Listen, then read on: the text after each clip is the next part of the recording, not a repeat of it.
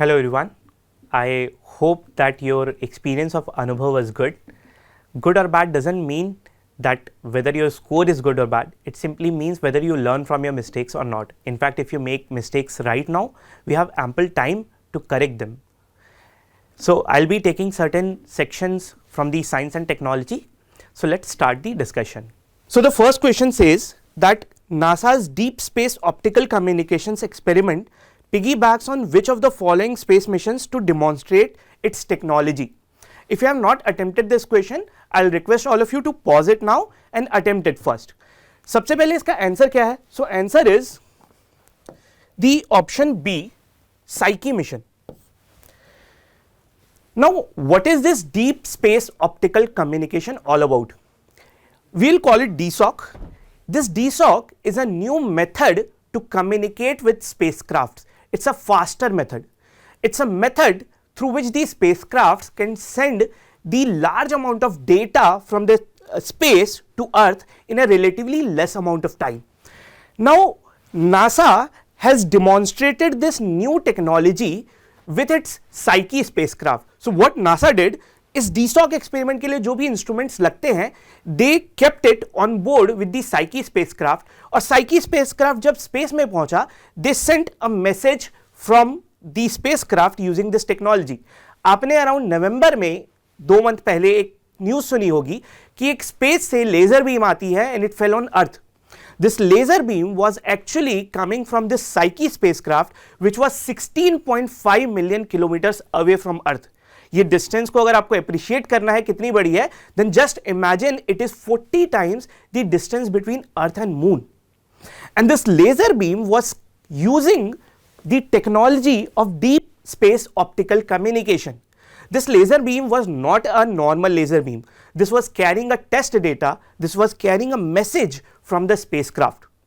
Right?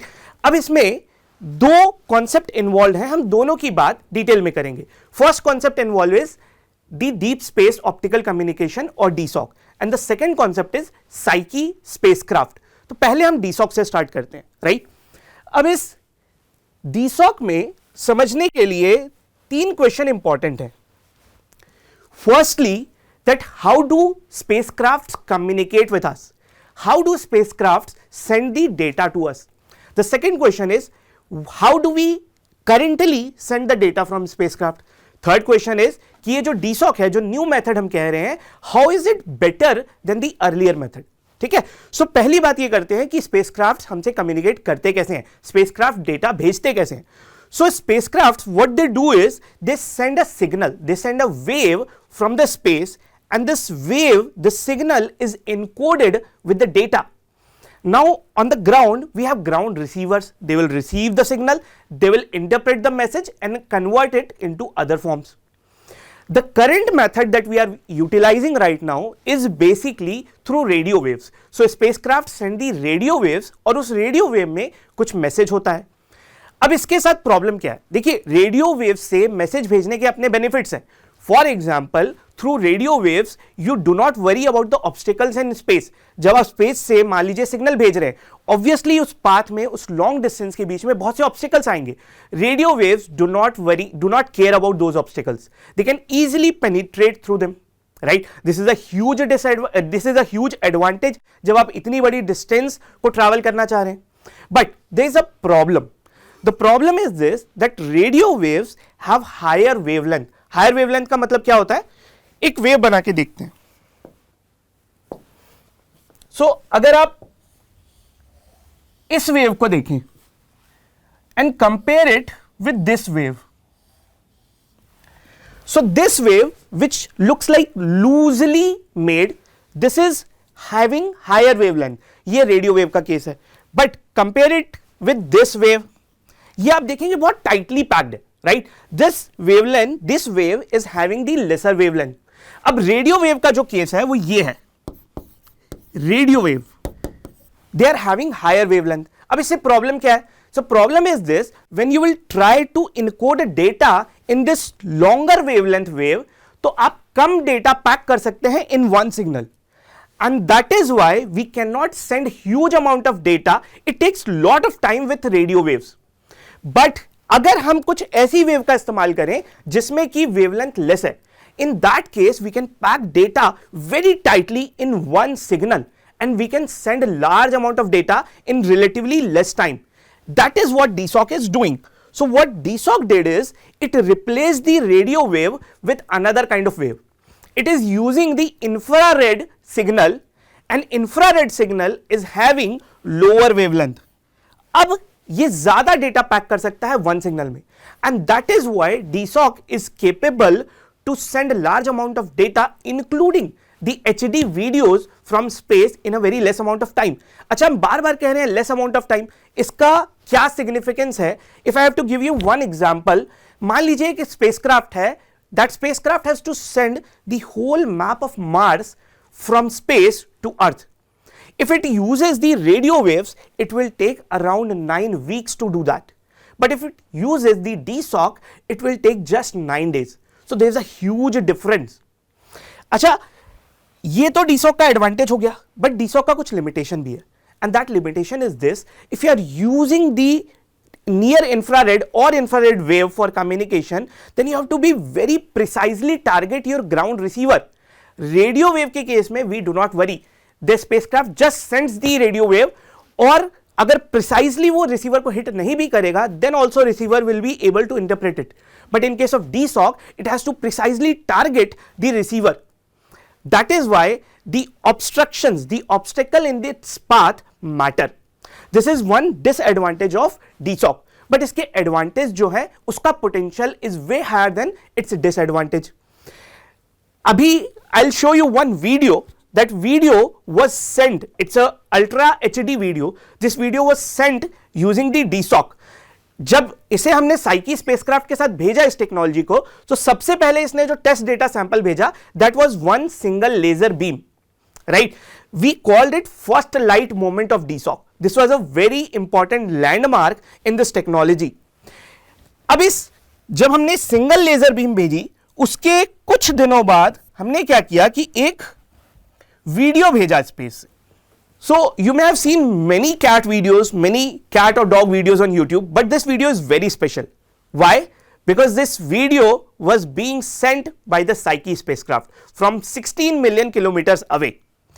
अब ये तो एक sample cat video है, but imagine the day where we can get the live, where we can get the HD streaming of the lunar surface or the surface of Mars, and that can enhance our understanding of other space objects in a very significant way, right? So ये रहा हमारा DSOC का discussion. अब आते हैं हम इस question में इन्वॉल्व दूसरे कॉन्सेप्ट पे. That second concept is the psyche spacecraft, जिसके साथ हमने DSOC के इंस्ट्रूमेंट्स भेजे थे. What is this psyche spacecraft all about? So it's a mission of NASA which is trying to study an asteroid. Asteroid's name is also Psyche. So इस mission का नाम भी Psyche है. जो इस मिशन में स्पेसक्राफ्ट जा रहा है, that is also name psyche. और जिस एस्टेरॉइड में हम ये स्टडी करना चाह रहे हैं, that asteroid is also named as Psyche. But this is not a normal asteroid, this is a very unique asteroid. Why? So asteroids, if you have read about it, they are normally rocky substances, they are made of rocks. But this particular asteroid is unique. It has more metal than the rock, and it has similar composition to Earth's core. जो हमारे अर्थ के core में metals पाए जाते हैं, similar kind of metals are seen in this particular asteroid. So by studying this asteroid, we are hoping that we can get the information about the formations of different planets. अब ये जो asteroid होते हैं, they are found in a specific zone, in a specific region in our solar system. कहां मिलते हैं? आपने एक एस्टेरॉइड बेल्ट का नाम सुना होगा, राइट? एस्टेरॉइड बेल्ट कहां होती है? मार्स और जुपिटर के बीच में. So here if you will see, ये जो आपको रीजन दिख रहा है, this region is basically the in between the orbit of Mars and Jupiter. Most of the asteroids are found in this region, और हमारा जो साइकी एस्टेरॉइड है, that is also present in this region only. ठीक है? अच्छा, अब next question पे आते हैं हम. So the next question is with respect to a vaccine. So it says the term R21 matrix M recently seen in the news is related to which of the following? It's a very common pattern of question that UPSC follows. When UPSC does not want you to go deeper into the things, it just wants to check your awareness कि आपको पता है कि नहीं दुनिया में चल क्या रहा है. Then it asks this type of question that this term recently seen in the news is related to which of the following. हर बार कुछ दो चार क्वेश्चन तो इस टाइप के आते ही हैं. Now the correct answer to this question is basically a malaria vaccine which is recently approved by the WHO for the prevention of malaria in kids. Here is one important thing. This is not the first vaccine for the prevention of malaria in kids. This is the second vaccine. इससे पहले 2021 में एक और vaccine approve की थी WHO ने. Right? Now there are few important things about this vaccine that you should know. First of all, who has developed this vaccine? So Oxford University and Serum Institute of India, they have jointly developed this particular vaccine. Will this vaccine be available in India? Nahi. This vaccine is currently licensed for few countries of Africa. Africa में malaria का burden is the highest. अच्छा, इस vaccine के बारे में जानने के अलावा we should also know the basics of malaria. So malaria अगर आपसे कोई पूछे कि भाई इसका कॉज जो है, what is the cause of malaria, is it a viral disease और बैक्टीरियल डिसीज? It's neither. ठीक है, it's caused by a parasite, not a virus or bacteria. It's a disease which is caused by parasite. एक specific type का parasite होता है which is Plasmodium parasite. इसकी multiple species होती हैं जो मलेरिया cause करती हैं. ठीक है. अच्छा, हम में से कुछ लोगों को लगता है कि mosquito bite is the cause of malaria. See, mosquitoes are just transmitter of malaria.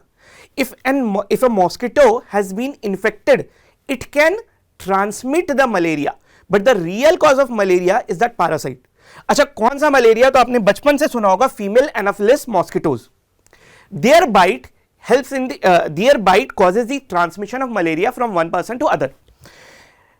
अच्छा, मलेरिया के अलावा ट्रांसमिशन के अलावा आपको यह भी पता होना चाहिए कि जो मलेरिया डिसीज है वो किस एरिया में ज्यादा प्रिवेलेंट है. So it is prevalent in most of the tropical and sub tropical areas. Specifically, sub-Saharan Africa contributes most of the cases of malaria. In fact, there are 4 countries of Africa which carry more than 50% of the malaria cases. India में भी malaria के cases हैं and we have kept a target to eliminate malaria by 2030. ये भी आपको थोड़ा सा पता रहना चाहिए for important diseases कि हमारे elimination के क्या target हैं. There is another question with respect to disease sickle cell anemia. हम उसकी भी बात करेंगे. उसका भी गवर्नमेंट ने एक स्पेसिफिक टारगेट रखा हुआ है एलिमिनेशन का. ठीक है. अच्छा, इस क्वेश्चन में this is largely what you need to know. अब इसके बाद आ जाते हैं next question which is related to the dark pattern. Now why is this question important? Because the government recently notified the guidelines for the control for the regulation of dark patterns which are used by certain websites and apps. जो हमारी consumer protection authority है, they have released guideline and they have said that this practice of dark pattern is basically a unfair trade practice under the Consumer Protection Act. अच्छा, dark pattern होते क्या है? So dark patterns are basically deceptive techniques used by certain apps and websites where they design their interface in such a way that users are in a way deceived to take action to buy certain products which they do not even want to. तो उनका interface कुछ इस तरीके का होता है कि users end up doing certain things, end up buying certain products which they do not even want to buy. For example, ये आपको ये जो मैच द फॉलोइंग में 3 डार्क पैटर्न्स के नाम दिए गए हैं, they are very prominently in the news. अच्छा, इस क्वेश्चन के पहले सॉल्यूशन की तरफ आ जाते हैं कि इस क्वेश्चन का इसमें सिर्फ जो थर्ड पेयर है, that third pair is correctly matched and they have swapped the 1 and 2. That is why the answer is A. Only one statement is correct.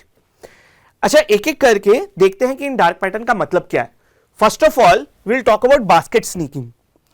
Although the name itself is somewhat evident, you might guess कि ये क्या होता है. अगर आपने options पढ़े होते, it was easy to know कि यहाँ पे स्वैपिंग हुई है. देखिए, for example if you go to an app to book a ticket for train और flight, sometimes you may have seen कि they add the insurance, the travel insurance automatically. Yes, you have the option to uncheck it, but by default it is always ticked. Now what happens is many of the people do not realize during the checkout they end up paying that travel insurance price without their consent. That is what is basket sneaking, where the app and website is deliberately adding something in your cart without your explicit consent. That is what is the meaning of basket sneaking, as if someone is sneaking in your basket, in your cart. इसका एक और example है. For example आपने देखा होगा there are certain food delivery apps where you go to those apps and you find out that they have already added a charity amount to your cart. अब ये जो charity amount है that is again by default ticked, आप उसे untick कर सकते हैं, but by default वो ticked होता है and there are many people who do not realize कि उनसे extra amount ले लिया गया है. That is also an example of basket sneaking. There is another related dark pattern which is known as confirm shaming. For example, मान लीजिए आपने charity के donation का box देखा. If you want to untick it, they will say, they will put a message कि charity is for rich and we do not care about charity. Now what happens is when you click on that message to not opt for charity, there is a feeling of shame and ethical guilt as if you are committing something wrong. Now that is another way that they nudge you to do certain things that you do not want to do. So confirm shaming means putting a message, any audio to customers, to the users, that is creating a sense of shame or fear or guilt, and they end up doing certain things which they do not want to. अच्छा, यहाँ पे second जो case है nagging. Nagging is again a very generic English term. It's easy to guess if you know the term nagging itself. Nagging means pressurizing, forcing someone multiple times to do something. For example, मान लीजिए आप किसी website में you go to read something. Suddenly they will show you a pop-up that download our app. You cancel the pop-up. Again after some time they will show you the pop-up. So they are trying to send to again and again give you certain pop-ups or notifications for things which you are not even interested. एक और case देखते हैं. For example you may have seen that there are constant notification messages in certain websites कि click here to allow notifications. Now one time showing this particular thing is okay, but what happens is they multiple times they keep on doing the same thing and you do not even easily find the cross button जहां से आप उसे cancel कर सकते हैं to that notification. That is also a type of nagging behaviour. Roach motel क्या होता है? Now this dark pattern is not self-explanatory because this term roach metal is coming from an American brand for a device to trap cockroach. So American एक brand है cockroach trap करने का device बनाता है. What it does is, so there is certain fragrant substance through which the cockroach gets attracted to enter into that trap, but once it enters, it is impossible to come out of that. So there are certain websites and apps which make it very easy to subscribe to a service, but if you want to unsubscribe it becomes very difficult. You do not know how to unsubscribe that without going into too much pain. So that is also again a deceptive technique in terms of design कि हम subscribe करना तो आसान बना दें but unsubscribe करना बहुत मुश्किल बना दें. Now I'll request all of you to look for other dark patterns also which the ministry has released. Ministry की जो guidelines आई हैं उसमें around 13 dark patterns हैं. You should have the idea about them because अभी तो हमने ये 3 pick किए हैं but that doesn't mean कि अगर dark pattern से question आता है तो इन्हीं 3 से आएगा. Now many of these dark patterns are self-explanatory by their name. तो आप एक बार भी देखेंगे it's very easy to remember them. अब next सवाल पे आते हैं अपन, which is, so it is again related to very interesting phenomena of space. It's a question about the fast radio burst. We'll understand the concept, but first let's check the answer.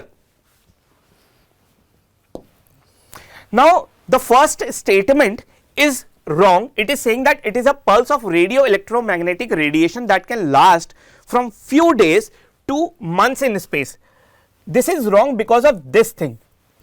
So fast radio bursts actually end up in certain seconds, certain milliseconds too. So because of this time span, this statement is incorrect. Do not worry, we'll talk about the concepts, but पहले एक बार जल्दी से answer देख लेते हैं. Now the second statement says that they are unique from other stellar explosions in that they produce all energy in the radio frequency. This is right. If you look at the other stellar explosions, like for example supernova, आपने term सुना होगा. What is supernova? तो supernova होता है when a big star is towards the end of its life, it explodes. Now that explosion releases the waves in lot of frequencies. But ये जो fast radio bursts हैं, they are unique. They release the waves in a certain frequency. So this particular statement is right. Now the third statement is saying that they are one time events in space and always unique when compared to past event. ये गलत है. Although most of the fast burst events are unique, they happen only once, but we have found certain FRBs, fast radio bursts, which repeat multiple times. So we have seen its cases. तो ये statement भी गलत है. And the answer is only one. Now for all those students who do not understand this concept, do not worry, we will talk about it. First of all, FRBs, fast radio bursts, are actually one of the most unsolved mysteries of universe.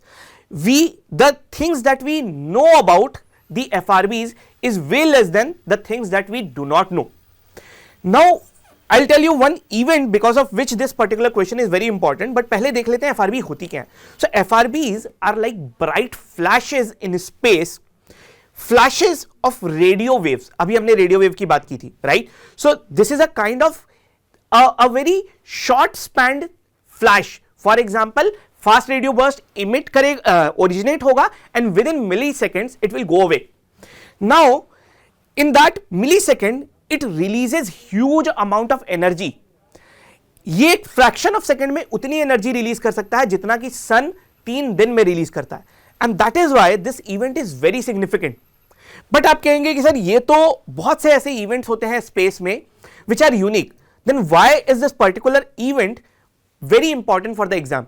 And the reason is this, that sometimes back we observed a fast radio burst, an FRB, which was 8 billion years old. 8 billion years old की अगर आप significance appreciate करना चाहते हैं, then you should know कि हमारा जो solar system है वो solar system 4 billion years old है. इसका मतलब जब ये FRB originate हुआ था, आज लाइट तो उसकी आज अर्थ में आज पहुंची, but the time when it originated, it was 8 billion years back when there was no life, when there was no life on earth. Life तो छोड़िए, there was no sun existing. So we have an evidence of such an old event in front of us. पूरा universe जो है that is just 13 billion years old. तो आप सोचिए कि इतने पुराने इवेंट का हमारे पास एक एविडेंस आया था अभी, and that is why this FRB was so prominently in news. अच्छा, अब इस क्वेश्चंस पे वापस आते हैं, स्टेटमेंट्स पे, और हमने जो अभी देखा है उसके बाद इन स्टेटमेंट्स को सॉल्व करने की कोशिश करते हैं. Now what I said that the FRBs end up in just few milliseconds, right? And that is why the first statement was right. Now as I said कि FRBs release the energy only in one frequency, that is radio wave. अच्छा, एक बात ध्यान दीजिएगा कि इनकी energy तो बहुत ज्यादा होती है, but the time when they reach earth, most of the energy is decreased. That is why they do not create any harm or anything on earth. अच्छा, हमने थर्ड की केस की बात की. सो ये भी एक FRB डिटेक्ट हुआ था विच वॉज वेरी यूनिक, जो बहुत बार रिपीट हो रहा था. मोस्टली व्हाट हैपेंस इज कि कोई एक इवेंट हुआ होगा, एक टाइम के लिए FRB आती है, एक्सटिंग्विश हो जाती है, but there was a specific FRB जो मल्टीपल टाइम्स रिपीट हो रहा था, and that is also a mystery कि ऐसा कौन सा इवेंट है जिससे इतनी रिपीटिंग FRBs आ रही थी.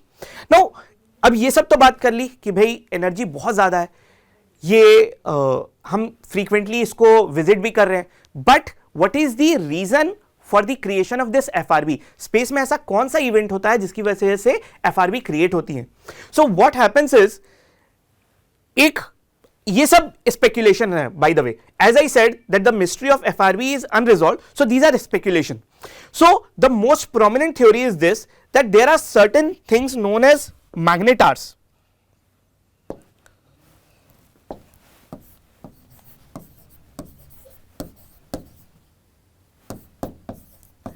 What are magnetars? Magnetars are basically a form of neutron star. अब न्यूट्रॉन स्टार क्या होते हैं? See, when a star, a massive star is towards the end of its life, it undergoes an explosion. That explosion is known as supernova. Now, after supernova, whatever material is left in that star, it keeps on collapsing. There comes a stage where it has collapsed so much कि जो star के अंदर के proton and electron है, they crush and become neutron. That stage of dense star is known as neutron star. Now, what is magnetar? So, magnetar is a specific form of neutron star which is having high magnetic field. So, the most prominent theory with respect to the FRB says कि जो FRBs आ रहे हैं, they are because of the magnetars.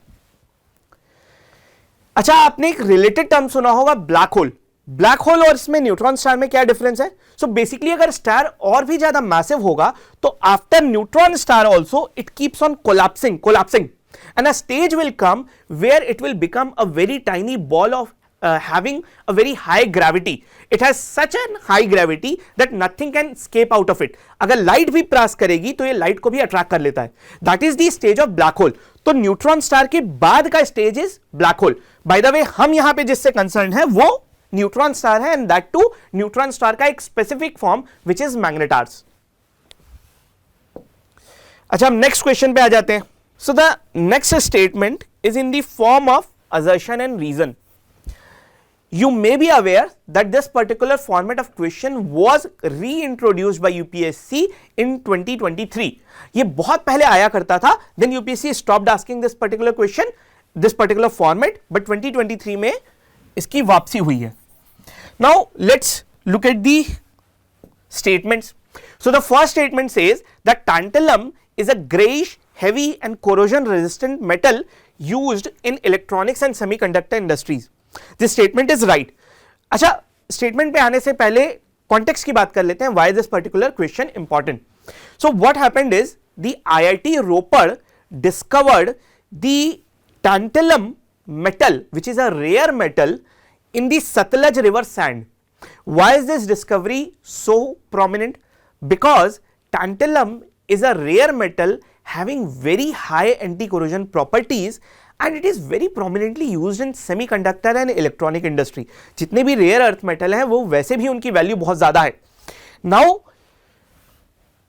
let's come back to the statement 1 which is saying कि इसका colour grey है. हाँ, बिल्कुल इसका कलर ग्रे है, सिल्वर ग्रे होता है. And it is saying that it is heavy. Yes, its atomic number is 73 and it is saying that it is a corrosion resistant metal. Yes, it is actually having one of the highest anti-corrosion properties. और इसका use तो हमने अभी बात की ही कि semiconductor और electronic industry में यूज करते हैं. Although we will talk about some of the other uses, but एक बार पहले क्वेश्चन खत्म कर लेते हैं. अच्छा, सेकंड स्टेटमेंट सेज कि tantalum's resistance to corrosion is due to its natural aversion to the reacting with oxygen, preventing the initiation of corrosion process. Now, although logically this statement looks nice, it feels कि हाँ भाई oxygen से react नहीं कर रहा होगा, that is why it is corrosion resistant. But this statement is incorrect and that is why the answer of this particular question is option C. Statement 1 is correct and statement 2 is incorrect. But what is the problem with this particular statement? देखिए, the tantalum's mechanism of being anti-corrosion material is very different. What it does is it is very highly reactive with oxygen, but when it comes to contact with oxygen it forms a very thin layer of oxide which does not harm, which does not degrade the metal per se. Metal को आपको जैसे use करना है आप कर सकते हैं, but what this thin layer of oxide does is that after this particular layer, no matter what you put to this particular metal, it will not degrade, it will not corrode. आप जितना भी heavy acid लगाने की कोशिश करेंगे, for most of the acids, it is very resistant. There will not be any harm to the quality of the metal, and that is how the tantalum becomes the corrosion resistant. So it is saying that it is having a natural aversion to oxygen. No, in fact, it very quickly reacts with the oxygen and immediately forms a metal oxide. But अब metal oxide form हो गया, अब आप जो चाहे कर लीजिए, nothing is going to harm this metal. अच्छा, हम टैंटलम के बारे में थोड़ा सा कुछ और भी इंफॉर्मेशन देख लेते हैं इनके यूजेस के बारे में. Why? Because UPSC has another famous pattern of questions where they will give you certain metals or certain substances and they will ask you what is the usage of this particular substance or material. तो tantalum के usage के बारे में थोड़ा सा और देख लेते हैं. सो सेमीकंडक्टर और इलेक्ट्रॉनिक में हमने बात तो की, बट इस पर्टिकुलर इंडस्ट्री में there is one specific form where tantalum is very prominent. So there is something known as capacitor. Capacitor क्या होते हैं? सो कैपेसिटर बेसिकली एक छोटा सा इलेक्ट्रॉनिक या इलेक्ट्रिकल कंपोनेंट होते हैं which has the capacity to store electricity, to store electric charge. और जब आपको नीड होती है, they release that electric charge. Now, although you have not seen, many of you may not have seen capacitor in physical, but it is present throughout your home. आप जितने भी electric circuit और electronic circuit देखते हैं, in most of them this capacitor is present. And capacitor बनाने के लिए tantalum is one of the best material. Why? Because it stores electricity very efficiently without any leakage of electric charge. अच्छा, इसके अलावा tantalum का एक और बहुत बड़ा यूज है, and that use is that it is used in medical surgical equipments. जो सर्जरी के दौरान भी equipments यूज होते हैं, it is used in those equipments too. Why? Because again, other than reacting with oxygen, it's highly unreactive with other things. So what happens is, आप जब surgical equipment use कर रहे हैं, you want a metal which is not reacting to the bodily fluids. Otherwise, there will be chances of infection. Now, tantalum gives us that opportunity, that because it is very unreactive with other elements, and that is why we can carefreely use this in surgical equipments. This is also one very prominent use of tantalum. चलिए next question की बात करते हैं. Now this particular question is with respect to piezo electricity. Now what is the rationale for this question? क्या piezo electricity पर से कोई बहुत बड़ा इवेंट हुआ है इससे रिलेटेड? नहीं. Now still this particular question is important. I'll tell you why.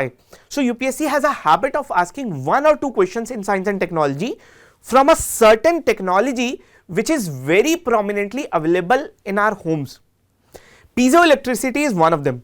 But sir, आप बोलोगे कि ये तो बहुत सी टेक्नोलॉजी है, क्या पढ़ें क्या नहीं पढ़ें. So what UPSC does is usually it picks a certain technology from the newspapers. अब piezoelectricity के बारे में एक important आर्टिकल आया था द हिंदू में detailing every aspect of it. इस वजह से पीजोइलेक्ट्रिसिटी पे यहां पे आपको एक क्वेश्चन दिख रहा है. अब इसको अप्रोच करने का तरीका क्या है? See you can not know the application of any technology for all of the things. It's very difficult. Anyways हम कोई टेक्निकल एग्जाम की तो प्रिपरेशन कर नहीं रहे हैं कि हमें इन डेप्थ जाना है. So what should be your approach is this, that firstly understand the basic of that particular technology and then try to logically think कि ये कहां यूज हो सकता है. Obviously हर समय लॉजिक सही नहीं होगा. In that case, if you want to skip such kind of questions, feel free. But if you feel a situation in the examination where you should take some logical risk, then this approach will work. So first of all, let's talk about the piezoelectricity. अच्छा, इसका answer by the way जो है all 5 है. ये पांचों ही इसके applications हैं. पीजोइलेक्ट्रिसिटी क्या होता है इसकी बात करते हैं. See there are certain materials which have this special property. If you put pressure upon them, if you put mechanical pressure upon them, if you squeeze them, they can generate electricity. So what happens is when you squeeze them, opposite electric charges develop on the two sides of this metal. Now if you take two wires from that, obviously you will get the electricity. Now this type of material is known as piezoelectric material. This whole phenomena is known as piezoelectric effect, and the electricity that you got from this by putting the mechanical stress, by squeezing this material, that electricity is known as piezoelectricity. अच्छा, piezoelectric effect जो होता है उसका ये reverse को भी piezoelectric effect ही कहते हैं. रिवर्स का मतलब there are certain मटेरियल्स जिसमें अगर आप इलेक्ट्रिसिटी पास करेंगे दे गेट डिफॉर्म्ड, उनका मैकेनिकल डिफॉर्मेशन हो जाता है, उनका शेप चेंज हो जाता है. That is also a type of reverse piezoelectric effect. अच्छा, इनके एप्लीकेशंस की बात करते हैं कि हमें दिखते कहां कहां हैं. सबसे कॉमन जो हमें अपने घर में देखा होगा that is the stove lighter. जो गैस लाइटर्स होते हैं, when you press that lighter you will C one spark. That spark is nothing but the piezoelectricity. When that spark combines with the inflammable gas, then you see the fire. But वो जो वहां lighter से निकल रहा है that is the electric spark. अब ये lighter कैसे वर्क कर रहा है? So obviously हम बहुत डिटेल में तो नहीं जा सकते हैं, बट एक बेसिक अंडरस्टैंडिंग रखते हैं. जैसे फॉर एग्जाम्पल होता क्या है, आप जैसे उस लाइटर को प्रेस करते हैं, inside that lighter there is a hammer. Now that hammer hits the piezoelectric material. अब वो पीजोइलेक्ट्रिक मटेरियल को जैसे उसने हिट किया वो स्क्वीज हो जाता है and it creates a spark. Piezoelectric material के एग्जांपल कौन कौन से हैं? So the most prominent example is basically quartz. ठीक है, जो क्वार्ट्ज क्रिस्टल होता है which is actually used in watches. यहीं पे हम अपने नेक्स्ट एप्लीकेशन पे आ जा रहे हैं. क्वार्ट्ज जो वॉचेस होती है, in that quartz material is used, and that quartz material is one of the very common piezoelectric material. अच्छा, quartz watch कैसे काम करती है? How is piezoelectricity involved there? So what happens in case of the quartz watch? Through the battery you pass the electricity, right? अब यहाँ पे reverse piezoelectric effect लग रहा है. So through the battery you pass the electric current through the quartz which is a piezoelectric material. Now what will happen? Because you are passing electricity, इसका mechanical deformation होगा. It will start vibrating. Again, it's a reverse piezoelectric effect. When it start vibrating, we measure the frequency of vibration कि ये कितनी बार vibrate कर रहा है, and this vibration controls the hands of your clock. तो now we know कि हम इतना करंट पास करेंगे, so it will vibrate at this frequency. So hands will move accordingly, and that is how we will measure the time through the quartz watches. जो दूसरी watches होती हैं they are mechanical watches. Mechanical watches में दूसरा oscillation का, hands के oscillation का दूसरा मैकेनिज्म होता है. मैकेनिकल वॉच और क्वार्ट्ज वॉच में एक बहुत common, although not always universal, but एक बहुत कॉमन डिफरेंस अगर आपको देखना है, पहचानना है. So what happens is, if you will observe the seconds hand of the quartz watch, आपको टिक टिक की साउंड आएगी. But in case of mechanical watch there is a smooth sweeping motion. Quartz watches have way higher accuracy in comparison to the previous mechanical watches. Generally cheaper भी होती हैं quartz watches. अच्छा, quartz watches के अलावा यहां कुछ और आपके ऑप्शंस हैं. हमने स्टोव लाइटर्स की तो बात कर ली, क्वार्ट्ज वॉचेस की भी कर ली. What is this acoustic devices? So acoustic devices are basically sound devices in which we manipulate the sound waves to amplify the sound, to increase the sound. आपने अगर गिटार देखे होंगे कभी, तो गिटार दो टाइप के होते हैं. One is electric guitar and another is acoustic guitar. In the acoustic guitar we are also using the piezo electricity. कैसे? सो जब आप स्ट्रिंग को वाइब्रेट करते हैं, through that you are creating a mechanical pressure, and in that guitar there is something known as pickup. जो music follow करते हैं they would be knowing कि गिटार में एक स्पेसिफिक पार्ट होता है which is known as piezo pickup. अब ये पिकअप में एक पीजो इलेक्ट्रिक मटेरियल होता है. The moment you create vibration, that piezo pickup will generate electric signals. अब ये इलेक्ट्रिक सिग्नल्स को हम दूसरे मैकेनिज्म से एम्पलीफाई कर देते हैं और वहां से साउंड प्रोड्यूस हो जाती है.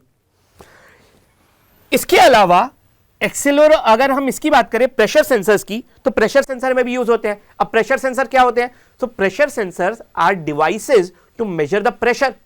अब प्रेशर क्या है? Pressure is nothing but force per unit area. तो अगर आपको प्रेशर मेजर करना है तो बेसिकली आप फोर्स मेजर करने की कोशिश कर रहे हो पर यूनिट एरिया. फोर्स कैसे मेजर करोगे? So again there will be a piezoelectric material, you will apply force pressure on it and it will generate electricity. You will measure the electricity. Based on that you can know ki how much force was applied. फिर force को आप area से divide कर दोगे and you will get the pressure.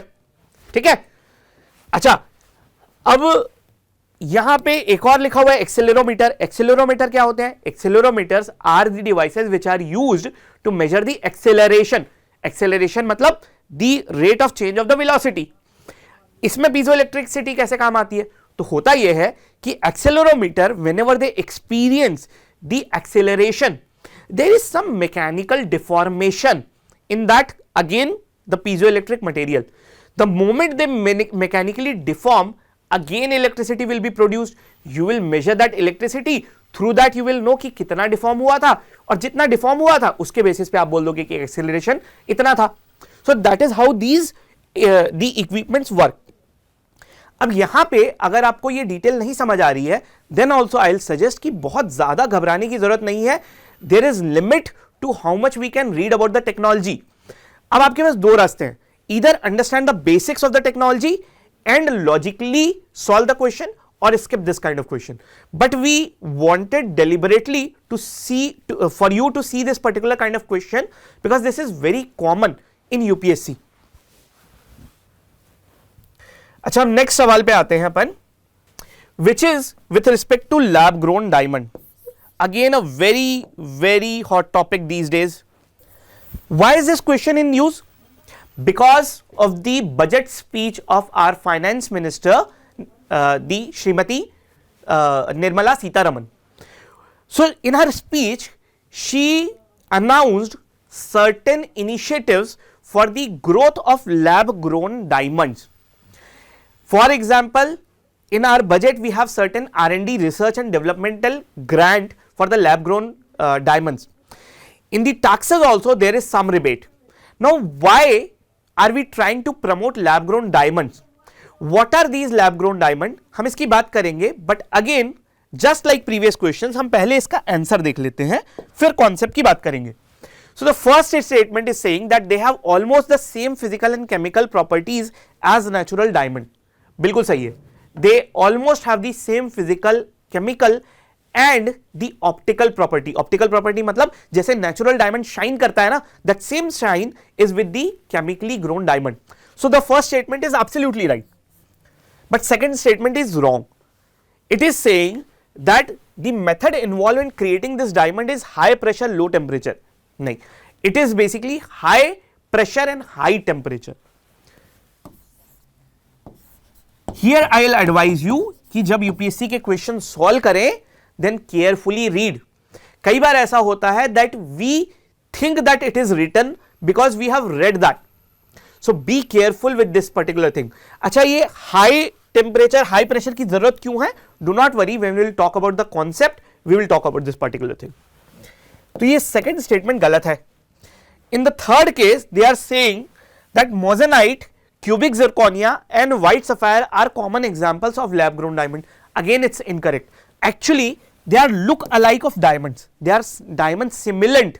वो diamond जैसे दिखते हैं but they are not lab grown diamond. क्या फर्क है diamond simulant में? क्या होता है lab grown diamond? Let's start the discussion. Now here you are seeing three things which look like diamond. Here the first one, the first picture is a natural diamond जिसको हम आज तक diamond जानते हैं. The second one is actually a white sapphire. It's not a diamond. It's a diamond simulant. It's a look alike diamond. What does it mean? So it's a completely different mineral, but it looks like diamond. अच्छा, diamond कौन सा mineral है? So in school time you may have read कि diamond is an allotrope of carbon. Allotrope of carbon का क्या मतलब है? So allotropes are different physical forms of an element. A particular element found in nature can exist in various physical form. For example, carbon graphite में भी exist करता है, carbon diamond के form में भी exist करता है. Graphite is a very cheap substance, whereas diamond is one of the most precious substances in this world. Why? Because diamond का जो formation है, that is very very difficult and its availability in the world is very less. So inside the earth it undergoes through huge amount of temperature and very high pressure for long time, and that is how the diamond gets created inside the earth. इसकी एक analogy आपने शायद आपके school में teachers ने सुनाई होगी, that आप पे जितना प्रेशर लगता है, आप जितना प्रेशर से जाते हैं लाइफ में, उतना आप निखर के आते हैं, and that is what this diamond is all about. अब अगर आपने वहां देखा होगा जो फर्स्ट सेकंड स्टेटमेंट था, इट वाज सेइंग कि high temperature and low pressure. अब ये गलत क्यों है? बिकॉज लैब ग्रोन जो डायमंड है, they are exactly undergoing the same process as natural diamond. Lab grown diamond में सिर्फ इतना फर्क है that we are creating them in the laboratory, but using the same method which nature uses for the formation of natural diamond. इसके case में ये completely अलग mineral है, ये कार्बन से इसका कोई लेना देना नहीं है. But in this case this was formed the lab grown diamond. Lab grown diamond was formed using the carbon only, a form of carbon. So we take the graphite and we put huge amount of temperature and pressure on it, just like the nature does with the natural diamond. And after this huge process, after this huge temperature and pressure, that graphite seed will convert into the diamond.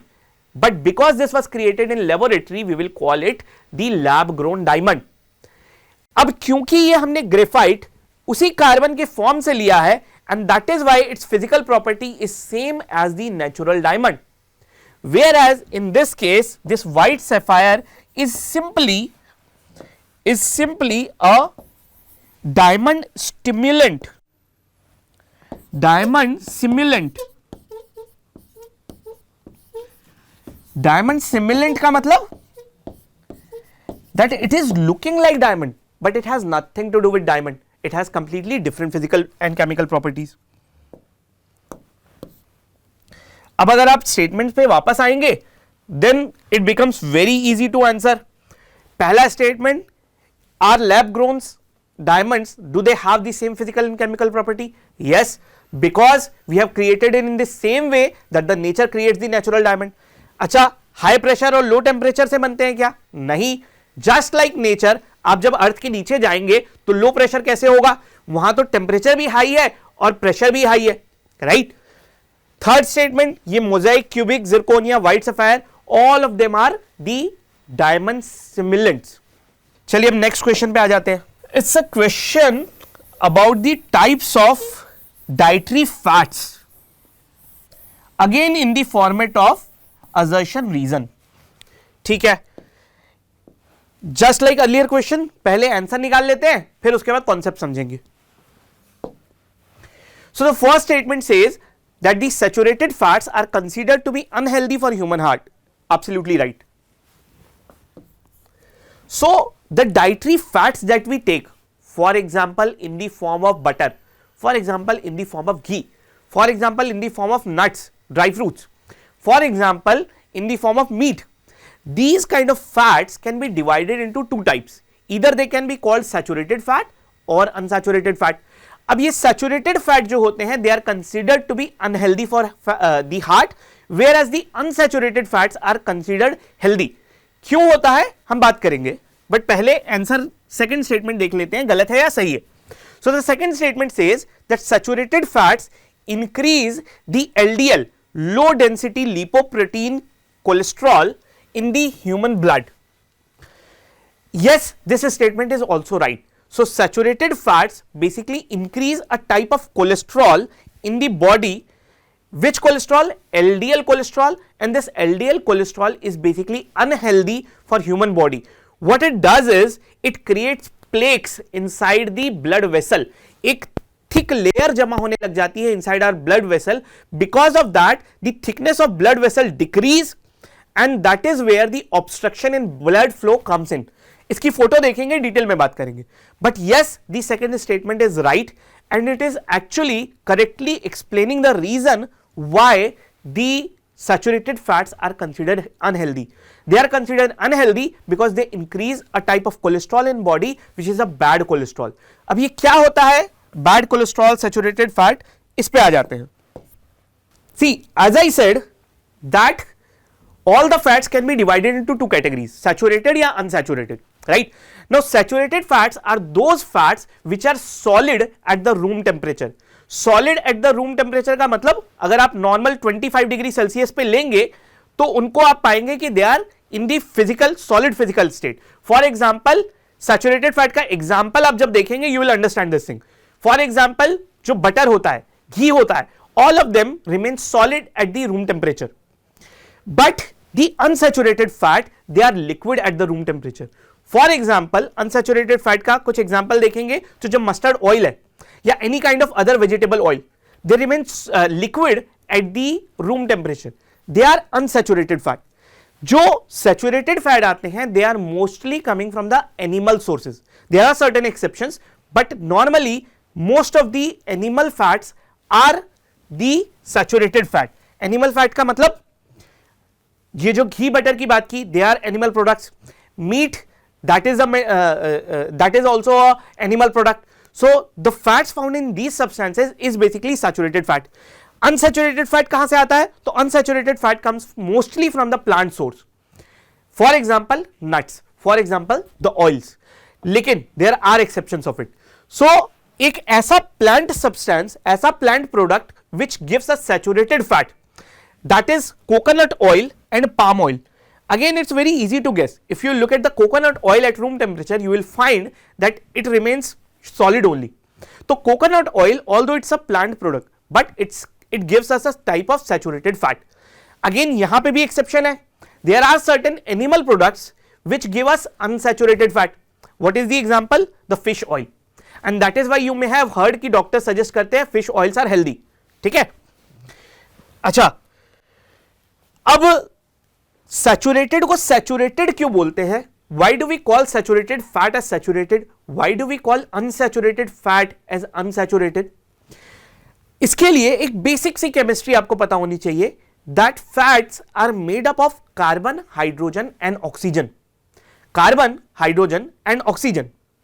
अब saturated fat में क्या होता है? जो carbon carbon bonds हैं, all of them are fully packed, सारे single bonds होते हैं, और हाइड्रोजन जितनी भी मैक्सिमम अटैच हो सकती है इसमें, उसको बना ही लेते हैं, काम करते हैं.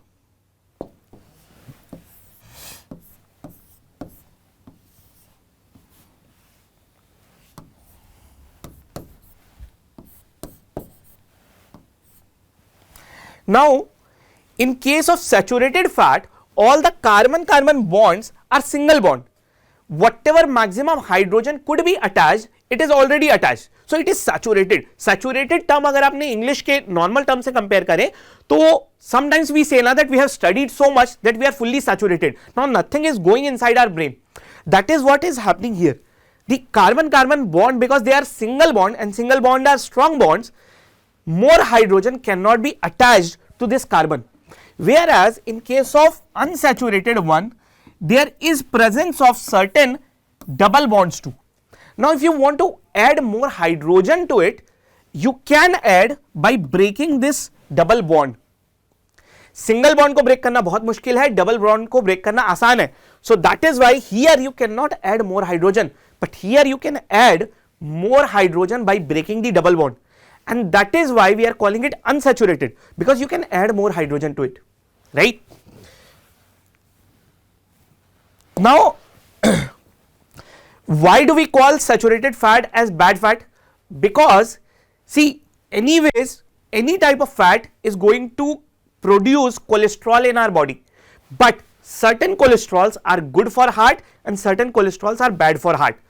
This saturated fat is creating the bad cholesterol in our body. Bad cholesterol का technically name क्या है? LDL. ये जो LDL cholesterol है, this LDL cholesterol is known as bad cholesterol, and because saturated fat is giving us bad cholesterol, we consider this saturated fat as unhealthy fat. अच्छा, ये bad cholesterol क्यों है? Next just slide में अपन देखेंगे. Whereas this unsaturated fat, it is creating a type of cholesterol which is healthy cholesterol. ये HDL cholesterol create करता है. HDL, अच्छा अगर आपको याद करना है, HDL healthy, ठीक है, एच से स्टार्ट हो रहा है, राइट। अगर आपको सैचुरेटेड सॉलिड कौन सा रहता है, लिक्विड कौन सा याद करना है, then also saturated is solid, तो एस इनिशियल इज मैचिंग। अच्छा, why is this HDL cholesterol healthy and why is this LDL cholesterol unhealthy, बात करते हैं। So look at this picture here, this is what happens when you eat too much of saturated fat. That saturated fat gives you very high amount of LDL cholesterol, and that LDL cholesterol deposits plaque in your blood vessel. This is the plaque. Plaque शायद आपने dental plaque ज्यादा commonly सुना होगा. The plaque here is inside the blood vessel. Now because of this the thickness get decreased, and because of that there is obstruction in the flow of the blood. But जो HDL है, which is the healthy cholesterol, that does not do this thing. What it does is it does exactly opposite. It takes the LDL cholesterol, which is the bad cholesterol, from the blood vessel and gives it to the liver. तो आपकी blood vessel से LDL cholesterol को ये remove कर रहा है, and that is why we consider it a healthy cholesterol. और ये healthy cholesterol आ कहां से रहा है? This is coming from the unsaturated fat. और saturated fat से कौन सा आ रहा है? LDL, which is bad cholesterol. So this is all about the fat and the cholesterol that we need to know. अब आ जाते हैं next question पे. So again it's a statement assertion type of question. The statement 1 says that recently the union government has redesignated the large hydropower as non-renewable source of energy. Absolutely wrong. In fact the opposite happened. So 2019 के पहले, before 2019 we only considered small hydropower plant as renewable and the large ones were non-renewable. But after 2019, as a measure to promote the hydropowers, the government converted the large hydropower as a renewable source of energy. So the first statement is wrong. Again कहानी समझेंगे, but पहले सवाल solve कर लेते हैं. Now statement 2 says that dams may have negative effects on the native plants, on animals in and around the river. Yes, absolutely right. In fact, most of the concerns related to the dams क्या होती हैं? तो basically large hydropower plant जो आप बनाते हैं, you create a reservoir in the river. Photo एक बार देख ही लेते हैं अपन. So in the river you put a barrier. This barrier is known as dam. What this barrier will do? Because of this barrier, water's height will increase. Water's height will increase, and then you will release the water from this height. Here on the downside you will put a turbine. From the speed of the water this turbine will rotate and the electricity will be generated. That is how hydropower works. Now this dam, because it is obstructing the flow of the river, you are obstructing the natural flow of the river, obviously there will be certain disadvantages of it.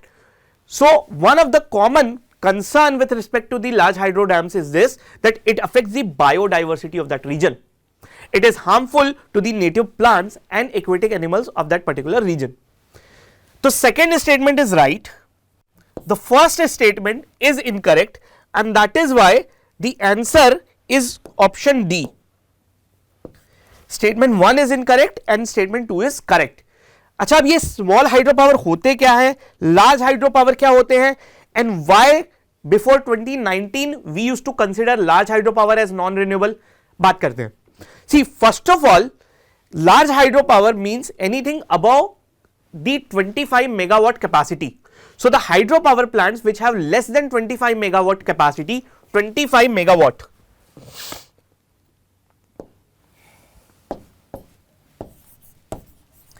अगर इससे छोटी है इसकी capacity, then we call it small hydropower plant.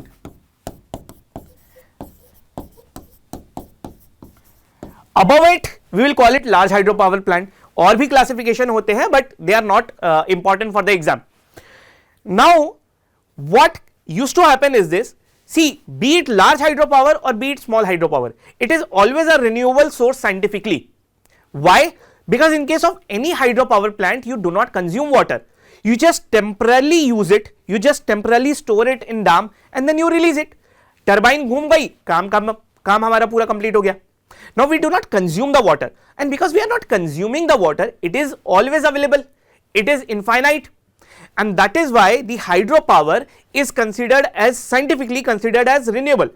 But 2019 के पहले हमने इसे non renewable रखा था. Why? Because of the other environmental consequences. देखिए लार्ज हाइड्रो पावर के जो नेगेटिव एनवायरमेंटल कॉन्सिक्वेंसेज हैं, they are relatively more, right, because you create a bigger dam. So scientifically it was always scientifically it was always renewable, but because of the other environmental consequences कभी ये initiative नहीं लिया गया था that we should classify them as renewable. But here the situation change. Although अभी हमने क्यों किया? Because yes there are certain disadvantages, but we can take care of them. We can take the preventive steps, but the benefit out of this renewable is way more than the harm created by it. Now there are certain other important related things that you should know. First of all, you should know the share of different renewable sources in our installed capacity of electricity. अभी अगर आप देखेंगे तो in terms of renewable, solar is the maximum. Should you know the exact numbers? Absolutely not. आपको approximate idea रखने की भी जरूरत नहीं है. All you should know is the relative share. So if you'll notice this thing, you'll find that the solar has the highest share in the renewable, not in the overall installed capacity. Only in the renewable, solar is the highest. After that, you will find the large hydropower is there, then wind power, after that biomass. But ये आप large hydropower और wind का जो देखेंगे that gap is very small. It can the situation can change any time.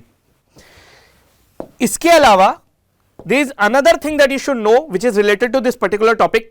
What are India's targets for the climate change related things? So UNFCC की जितनी conferences होती है, India has committed various climate change related actions. So here is what the snapshot of our target looks like. First of all, we have kept two timeline. One is of 2030 and one is of 2070. 2030 तक हमें क्या क्या achieve करना है? So first thing we have to achieve is 500 gigawatt of renewable energy capacity. So हमारी जो renewable energy की installed capacity है, that should become 500 gigawatt. 500 gigawatt कितना है appreciate करने के लिए? Right now we have the renewable energy capacity of around 180 gigawatt. So we have to reach this stage by 2030.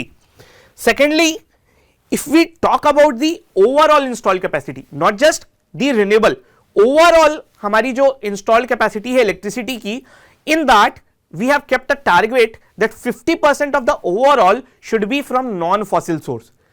Non-fossil source, not renewable. हमने non-fossil क्यों कहा? Because we wanted to take into account the nuclear energy. देखिए nuclear energy renewable नहीं है, right, because the nuclear resources uranium, thorium, they are limited, so it can not be renewable, but it is a non fossil, right. So when we kept the target as 50% of non fossil, उसमें हम nuclear को भी count कर सकते हैं. So this is our second target. The third one is reducing the emission intensity of GDP by 45%. Emission intensity क्या होती है? So emission intensity means the amount of GHG gases, greenhouse gases that you are emitting per unit of GDP. आप per unit of GDP produce करने के लिए कितनी green house gases release करते हैं, that is the emission intensity. So we have kept a target that we want to reduce it by 45%. 2070 का क्या target है? We have kept a target that we will become net zero carbon emission. Net zero carbon emission का मतलब effectively we will not emit any carbon. What is the meaning of effectively? It means that the amount of greenhouse gases that we will emit, we will absorb it through some ways, the same amount. So the net should be zero. Next question में आ जाते हैं. So this question is with respect to the twins, identical twins. Question पहले solve कर लेते हैं. The statement one says that despite identical genes and shared experiences, the identical twins can be distinguished through a unique biological identifier. This statement is right. So although identical twins have the same DNA, but still if we want to identify them through certain biological identifier, we can. How? Because they have a different fingerprints. Even the identical twin जिनका DNA same है, but they will have the same fingerprint, they will have a different fingerprint. So the statement 1 is right, and statement 2, which says the intricate patterns on human fingertips are never identical even in the twins. This is right, and because of this only, because they have different fingerprints, we are able to distinguish them, and that is why the statement 2 is also explaining the statement 1. तो इसका answer क्या होगा? Option A. Now let's talk about ये identical twin होते क्या है, DNA क्यों same होता है, फिंगरप्रिंट क्यों डिफरेंट होता है. नाउ व्हेन वी से ट्विन्स, आपके दिमाग में दो टाइप की इमेज आएगी. In one image you will imagine there are two people who look almost same. They are called as identical twin. But you will find another set of people who are called twins. They have different physical appearances. Sometimes they are not even of same gender. तब भी हम उन्हें twin कहते हैं. Why? Because they born together. Now this identical twin is one category, but the other set of twins which are not looking alike, they are called as fraternal twin. Fraternal twin.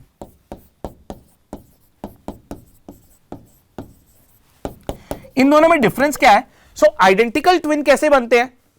Let's go back to the start of the life. How life comes into picture? So male से father की तरफ से sperm cell आती है, and from the mother the egg cell comes. इन दोनों का fertilisation होता है, and what is formed is known as fertilised egg.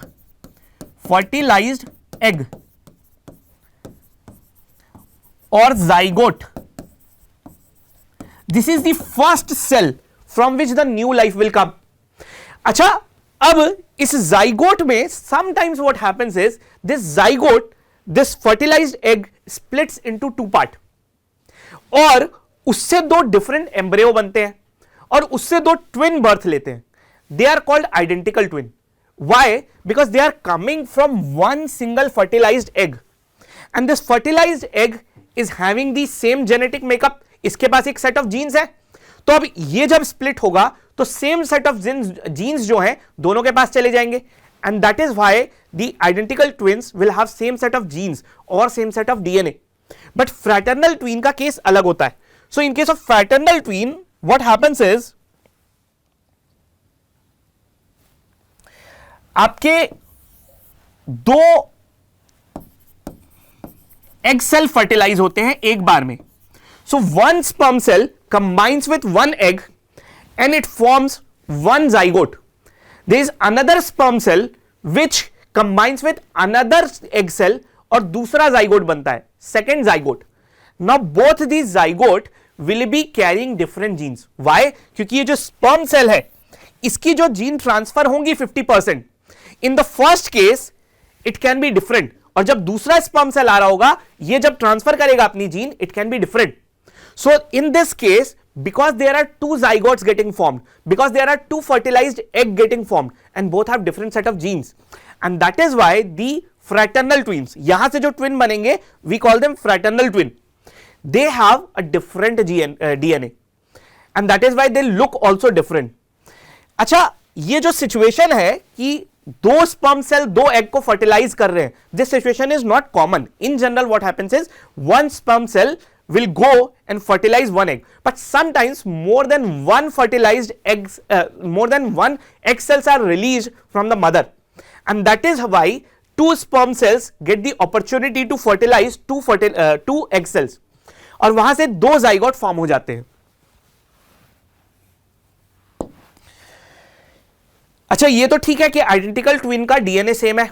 DNA इसलिए सेम है क्योंकि एक जाइगोट से ही बने हैं, एक जाइगोट स्प्लिट हो गया. But why do they have fingerprints different? Because what happens is fingerprints are not formed due to just genetic makeup, they are also formed through the developmental of foetus. Foetus कैसी environmental condition में develop हो रहा है, during the developmental stage of foetus the fingerprints are formed, and foetus even though they are coming from one zygote, these two fetus can develop into different way, और उस दौरान पे इनके fingerprints different हो सकते हैं. दैट इज द रीजन इनका unique जो बायोलॉजिकल आइडेंटिफायर होता है, that is the foetus, sorry that is the fingerprint. अच्छा, अब नेक्स्ट क्वेश्चन पे आ जाते हैं।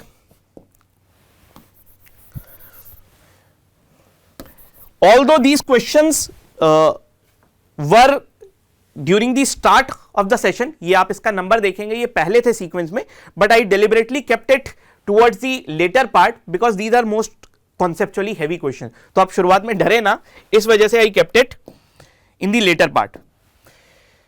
अच्छा, this statement is saying is with respect to the Casgevy and the sickle cell anemia. Why is this question important? Because of two reasons. So this Casgevy became the first CRISPR based gene therapy which is approved by US drug regulator. बाद में UK ने भी इसे approve कर दिया. This is the first CRISPR based therapy. CRISPR क्या होता है? CRISPR is a very prominent gene editing technique. UPSC has already asked questions from this particular topic 2 times. CRISPR से अब ये CRISPR का पहला एप्लीकेशन बन के आया है which is the Casgevy. The second reason because of which this particular question is important is this, that this method, this gene therapy was approved for the treatment of sickle cell anemia, and sickle cell anemia is a very prominent disease in Indian tribal population. In fact, government has recently in the budget 2023 announced a mission to end the sickle cell anemia by 2047. Because of these two reasons, this question is extremely important. Now let's talk about the statements given here. First statement is saying that Casgevy is a bone marrow transplant based therapy. गलत. Bone marrow transplant is a completely different method. क्या होता है हम बात करेंगे, but it's a completely different method to cure sickle cell anemia. Casgevy is basically a gene therapy. Second statement is saying that Casgevy has become the only permanent treatment available for sickle cell disease. No. In fact, bone marrow transplant is already a permanent treatment available for this. Casgevy claims to be the next permanent treatment. Third statement is saying that sickle cell anemia and thalassemia both are caused by errors in the gene for hemoglobin. ये सही है. What is the error in gene from for hemoglobin? इसका मतलब देखेंगे, it sounds complicated, but do not worry, in the next 5 to 7 minutes everything will be crystal clear. ये सही है, right? So the answer to this question is only one. अब बात करते हैं concepts involved की. There are 3 concepts involved. The sickle cell anemia, second is bone marrow transplant, and third is Casgevy. We'll start with the sickle cell anemia. इसे sickle cell disease भी कहते हैं, sickle cell anemia भी कहते हैं. Both are same things.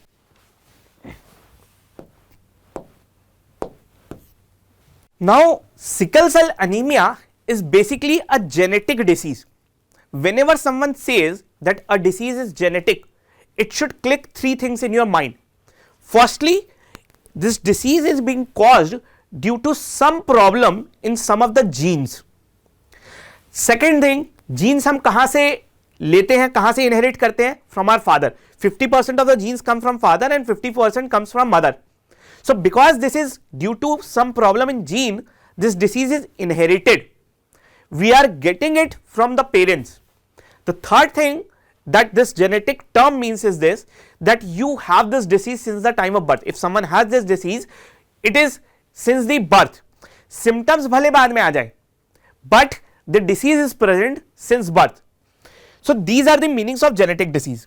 Now what happens in this particular disease is this, that because of some genetic problem, because of some problem in gene, our red blood cells, the shape of red blood cells changes.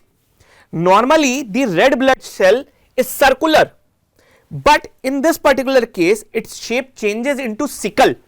This is called a sickle shape. Sickle क्या term होता है? So sickle is this agricultural tool which is used for cutting the crops. इसका जो shape है, the same shape is acquired by this red blood cell, and that is why we call it sickle cell disease, because RBC's shape is changing to sickle. But why is this a problem? RBC होते क्या है? इसके sickle cell बन जाने से, इसके sickle shape में convert हो जाने से क्या प्रॉब्लम है? Let's talk about that. Firstly, RBC is a component of human blood which is responsible for carrying the oxygen inside the body. RBC कैसे ऑक्सीजन कैरी करता है? Inside the RBC we have a protein named as haemoglobin protein. That haemoglobin protein attaches with the oxygen. जब हम oxygen inhale करते हैं, that oxygen gets attached with the haemoglobin and through that it flows in the blood to the different parts of the body. So RBC के अंदर haemoglobin protein है and that haemoglobin is attracting the oxygen. अब problem यह है कि जब RBC sickle बन गए, सिकल शेप के हो गए, now when these RBCs will try to move inside the blood vessel, they will face problem. There will be obstruction in their flow. If they are of circular shaped, अगर वो circular होते, they could easily travel through the blood vessel. But because of their changed shape, now they will feel obstruction. Because of this, there can be sometimes huge pain. More than that, what happens is the sickle cell, the sickle shaped RBCs have lesser lifespan. They die very quickly. And when they die very quickly, a stage comes where there will be deficiency of RBCs. Red blood cell कम हो जाएंगे body में, and because of that there will be deficiency of oxygen, क्योंकि RBC ही तो oxygen carry कर रहे हैं. And when the oxygen level decreases, we feel fatigue, we feel tiredness. That is the problem with sickle cell anemia. अच्छा, अब बात करते हैं सेकेंड कॉन्सेप्ट इन्वॉल्व के, विच is the bone marrow transplant. अब till now what happens is the bone marrow transplant is the only treatment available for sickle cell anemia. What is this bone marrow transplant? It sounds like a surgery, but it is not a surgery. ये एक simple blood transfusion जैसी process होती है. Simple तो नहीं कहना चाहिए, but still blood transfusion जैसी प्रोसेस होती है. नाउ बोन मैरो ट्रांसप्लांट के पहले ये समझते हैं बोन मैरो क्या होता है. So the bone is like those certain people जो बाहर से सख्त दिखते हैं, who look tough from the outside but are very soft from inside. हमारी बोन भी उन्हीं लोगों की तरह होती है. So the outer shell of the bone is very hard, but when you will go inside the bone, you will find a soft tissue which is very porous, and that tissue is known as bone marrow. What is the speciality of this region? So here your RBCs, all the blood cells, be it RBC, be it WBC, जो white blood cell कहते हैं, all those blood cells are formed inside this region. How? Because inside the bone marrow there is something known as blood stem cell. Stem cells are a special type of cells which can convert into other kind of cells. Now blood stem cells are the cells which will finally convert into red blood cell RBC or white blood cell WBC. So if RBC has some problem, that problem is actually starting from this blood stem cell which is lying inside the bone marrow. Now what we do is, in case of bone marrow transplant, हम इसके जो faulty bone marrow है, blood stem cell है, we kill those faulty blood stem cells and we take a healthy donor, उसके blood stem cells लेंगे and we will insert that in the bone marrow of the patient. But obviously we cannot take any donor. We need a compatible the donor for donating the blood stem cell. In most of the cases, this compatible blood donor is actually the sibling. Now, again, the problem with this method is simply this, that you need a compatible donor and sometimes there are no donors available. अब इस method के अलावा अब हमने एक नया method discover किया, which is this Casgevy. What this Casgevy is doing is this. So Casgevy goes a step ahead. It says, okay, there is some problem in blood stem cell, but ultimately it's a genetic disease.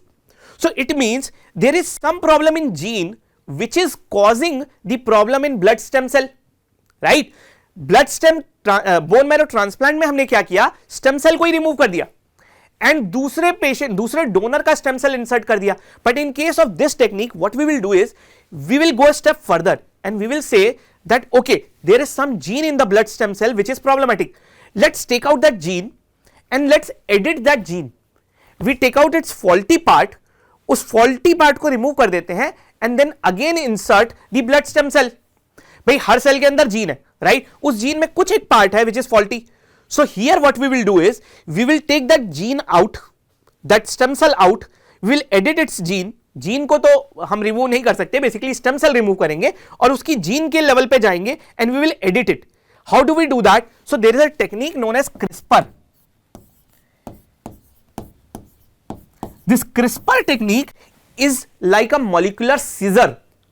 एक ऐसी scissor है, imagine करिए, जो आपके DNA के पास जाएगी और जो फॉल्टी जीन है उसको कट करेगी and it will remove that. And this Casgevy is based on this CRISPR technology. तो Casgevy क्या करेगा, आपके स्टेम सेल को निकालेगा, उसमें से डीएनए का वो section which is faulty, that particular gene which is faulty, it will remove that gene and then it will insert your own stem cell into the body, and that is why you will not need any donor, any compatibility, there will not be any issue of compatibility because हमने आप ही की cell निकाली, उसको edit किया और insert कर दिया।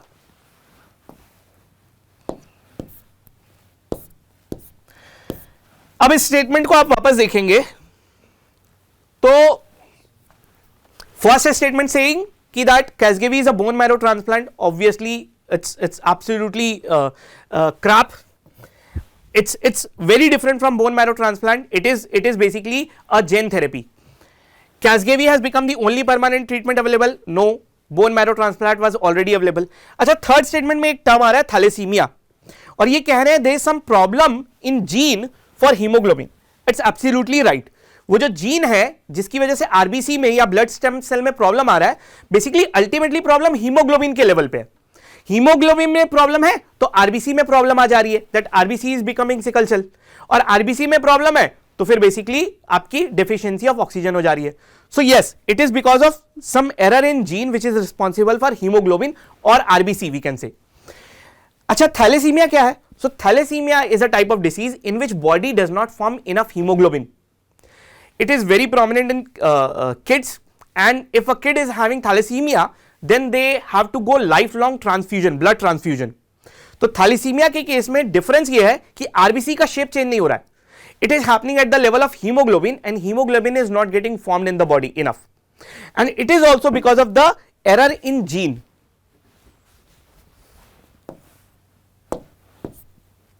अब आ जाते हैं नेक्स्ट क्वेश्चन पे, which is the last question for the science section, and this is related to the stem cell.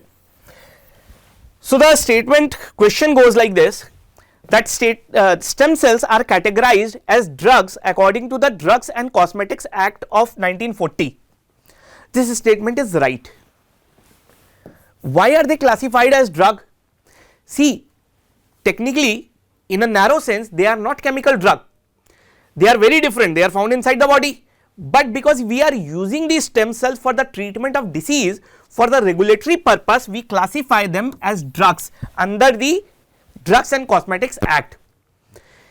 Here one thing you should know is this, that the only stem cell which we use, which is allowed legally in India for the treatment of disease, that is blood stem cell. जो हमने बात कर ली, stem cells are of multiple types, we are going to talk about them, but उन multiple type of stem cells में there is only one stem cell which is legally permissible in the India for the treatment of disease, that is the blood stem cell, जिससे कि हम blood related disorders cure कर रहे हैं, be it sickle cell anemia, be it the thalassemia और be it blood cancer also. जो bone marrow transplant हमने देखा ना, वो सिर्फ sickle cell anemia के लिए यूज नहीं किया जाता है, that is also used for blood cancer.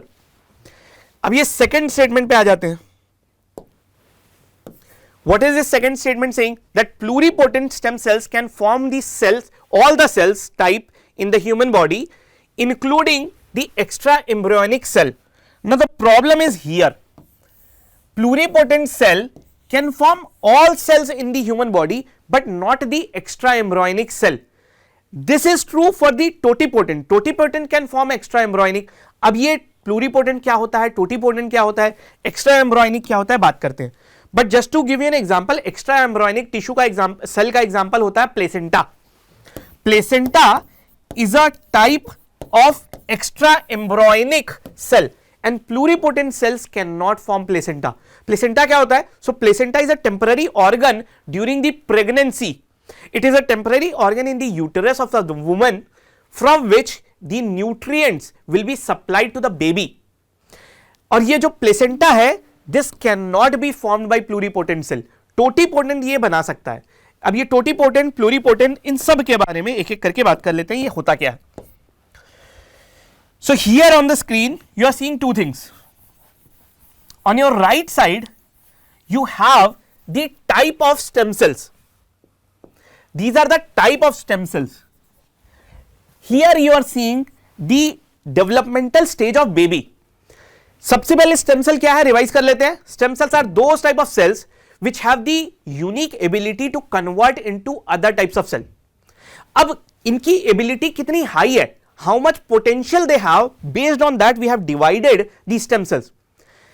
Totipotent is the highest potential cell, stem cell. It means it can convert into any type of stem cell. अब ये क्यों हो रहा है, टोटिपोटेंट सेल कहां से आ रही हैं, इसके समझने के लिए पहले हम जाएंगे बेबी के डेवलपमेंटल स्टेज में. Imagine when a child has the maximum potential to become anything. जब आप बर्थ लेते हैं, at that stage you can become anything, right. You can become engineer, you can become doctor, you can become IAS. At that time potential is very high. Same goes for the cell. जब पहली cell बनती है new life की, which is the zygote. Zygote क्या था, sperm cell और egg cell fertilize किए, जो न्यू सेल बनी, that is the zygote. Now this zygote is the first cell of life. This first cell of the life has the immense potential. It can convert into any type of cell, and that zygote is basically a totipotent stem cell. Not only from this zygote you will get all the cells that you have in human body. ये जो brain में cell है, वो cell, skin में जो cell है, liver में cell है, stomach में cells है, all these cells will be formed from that single zygote. But other than these bodily cells, ये एक एक्स्ट्रा एम्ब्रियोनिक सेल भी फॉर्म करेगा, जिसके एग्जाम्पल है umbilical cord and placenta. Umbilical cord and placenta,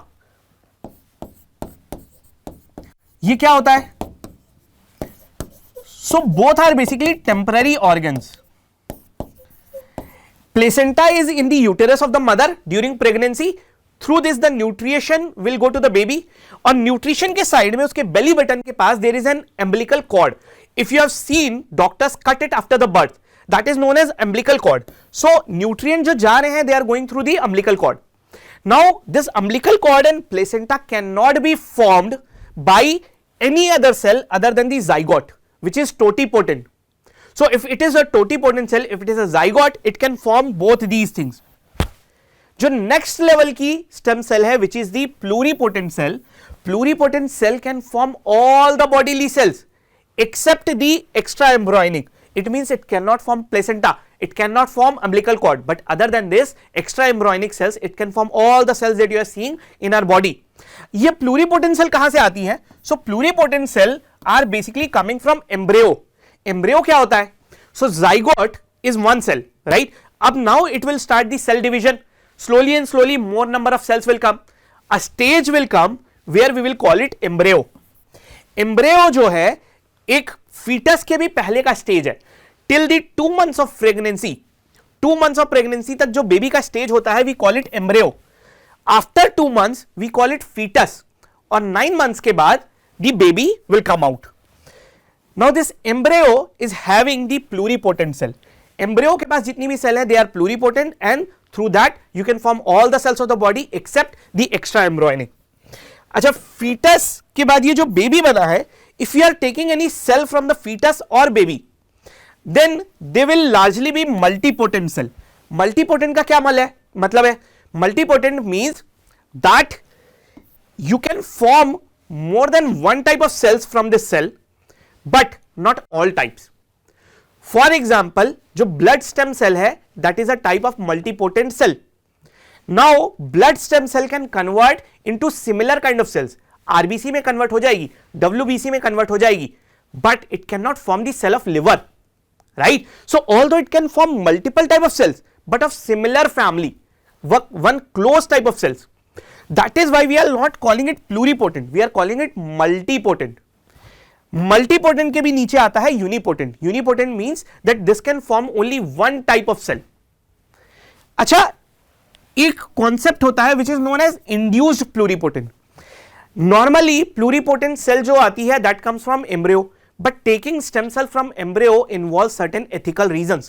That is why scientists developed this technique where they will take the multipotent cell from the adult body, they will convert it into the laboratory, and they will change it to the induced pluripotent cell. Induced मतलब हमने इसे chemically lab में convert किया है pluripotent में.